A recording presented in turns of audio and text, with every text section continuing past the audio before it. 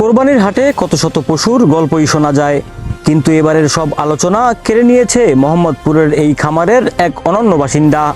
School থেকে সবাই মানে ফ্রেন্ড আমি আসছি গরু দেখার জন্য। প্রথমে আমরা এই হাটটা এই ফার্মে আসলাম, পরে আমরা গাবতলী হাটে যাব গরু দেখার জন্য। এই জায়গায় যে গরুগুলো আছে সবগুলো মাশাআল্লাহ অনেক বড় বড়, আমাদের হাইটের থেকেও অনেক বড়। এক একটা মহিষটা, এই সবগুলোই মহিষ দেখতে পাচ্ছেন, অনেক সুন্দর লাগতেছে। এই অন্যান্য মহিষের চাইতে এগুলো অনেক শান্ত, দেখতেও সুন্দর লাগে। গায়ের রং যেন দুধে আলতা, রোদ পড়লে যা থেকে ছিটকে বের হয় গোলাপি আভা, আর মাথায় একগুচ্ছ সোনালি চুল। রাজকীয় এই চলন আর শান্ত স্বভাবের মহিষগুলো দেখতে সকাল থেকে রাত পর্যন্ত ভিড় জমছে খামারে।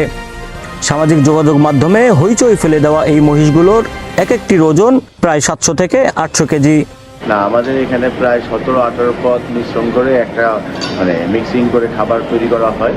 আর এটা সম্পূর্ণ দানাদার খাবার, আর এখানে আর এমনি আর্টিফিশিয়াল কোনো কিছু দেওয়া হয় না। তো ক্ষেত্রে হচ্ছে এগুলোকে আপনার 3 থেকে 4 বেলা গোসল করাতে হয়। আর এগুলো এমনি নর্মালি বেঁধে রাখলে এগুলো ঠান্ডা প্রকৃতিরই হয়ে থাকে, কিন্তু যখন একা থাকে তখন একটু দুষ্টামি করে।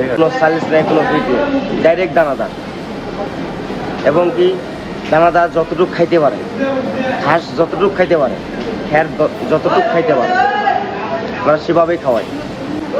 যে দানাদার আর একটু লাগলো এলে এমন না।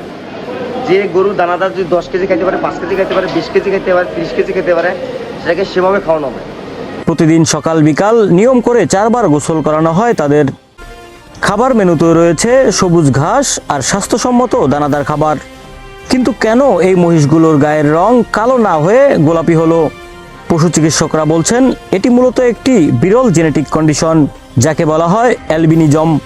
ব্যতিক্রম এই উদ্যোগ কোরবানির বাজারে কতটুকু নতুন রং ছড়াবে তা হয়তো সময়ই বলে দেবে। প্রাণী সম্পদ অধিদপ্তরের তথ্য মতে এবারের পবিত্র ঈদুল আজহায় সারা দেশে কোরবানির পশুর চাহিদা 1,01,06,334টি। দেশে কোরবানির পশুর কোনো ঘাটতি নেই। দেশি পশুই দেশের চাহিদা মেটাতে সম্পূর্ণ সক্ষম। বাজারে ভারতীয় গরুর অবৈধ প্রবেশ ঠেকাতে পারলে ন্যায্য মূল্য পাওয়ার প্রত্যাশা খামারিদের। আল ইমরান রাজু, রিপোর্ট 71, ঢাকা।